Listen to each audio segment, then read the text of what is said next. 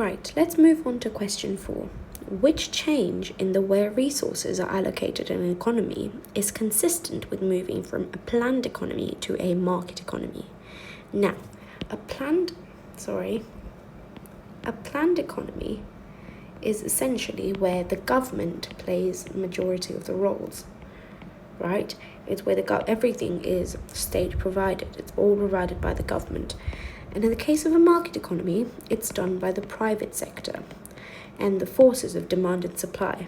So, an economy that is moving from planned to market is called a transitional economy.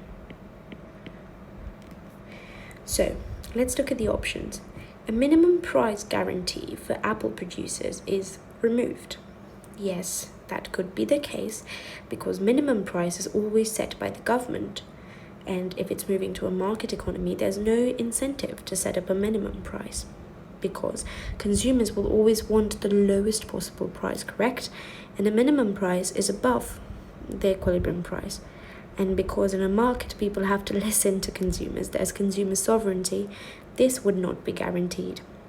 A new government authority is established to monitor inefficiencies in apple production. That is not going to be true because in a market economy there is very little to absolutely no government control. The production of apples is subsidized to increase output. And once again, that's not the case because there's no government role. The sale of apples has a maximum price imposed.